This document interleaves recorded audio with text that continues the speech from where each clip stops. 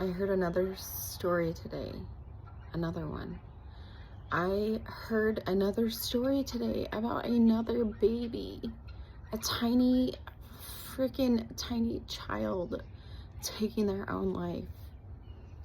And I sit here and I wonder how often we're having this conversation with our kids. And I think a lot of us feel like it's kind of one of those deep conversations that not all kids need to have. And I'm getting, I don't know, this urge to just, I don't know, we need to talk to our kids about it.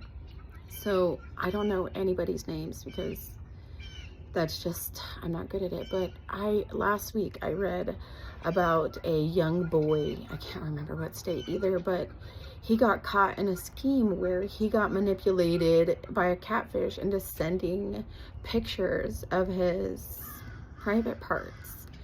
And they sextorted him and they told him, like, give us money, give us money, give us money. And he unalived over it. And he told these people, I'm going to unalive if you don't stop. And they baited him to do it, and he did it. And there was a girl in Texas, and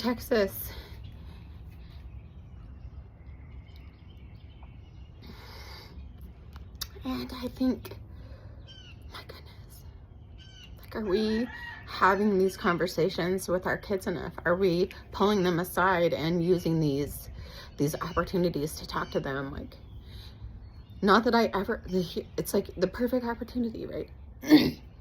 If you're ever in this situation, right? And I hope that they never go in this situation, but we have to have these conversations to where no matter what kind of situation you get into, please always come to me. Please always come to me. Please always come to me. Please always come to me. Please always come to me.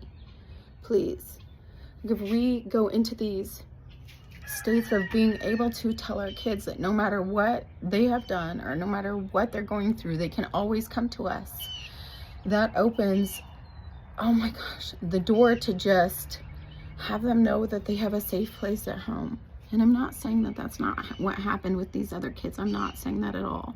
But in these situations, this is a moment to pull your kids aside and say, hey, there was another young kid who was going through something so severe. She felt so alone that they were not sure what to do. And they got so overwhelmed that they ended it, right? And we need to talk to our kids. We need to sit and we need to tell them, like, these intrusive thoughts, it's normal.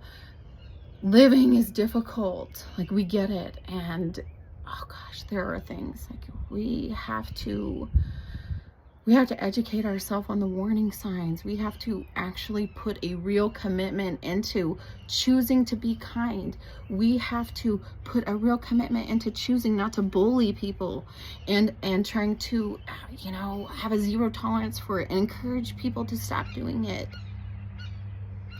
This is so sad. I can't even think about it without becoming emotionally charged. Are we having these conversations with our kids? Are we having these conversations with our kids? Yeah, they're difficult. They're hard conversations to have. Nobody wants to have to talk to their kid about this stuff. Nobody wants to, but guess what? When your kid knows and has had this conversation with you, even if it does not apply to them, sometimes they become equipped with the tools to help somebody else or understand when somebody else is in a crisis and needs help. And when we are making mental health as important as it is, and we're making being a safe space as important as it is, and we're teaching our children, right, the importance of being kind and the importance of being safe. We're teaching all of our kids these things, and we're teaching everybody these things. This is the way. This is the only way. This is the only way. We have to have a zero tolerance for some of this stuff. When we see adults being bullies, we have to call them out.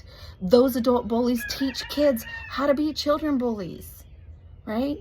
We all know sometimes you see a kid that's just the meanest kid and you go, yeah, well, they deal with some stuff at home. Yeah. When we see it, we have to call it out, right? right? Not on a high horse, but in a loving way where we are reminding each other that we have a purpose here, and the purpose is love. Not bullying, not hating, not pushing. The whole purpose is to make sure that we are here with open arms for each other, because life is freaking hard.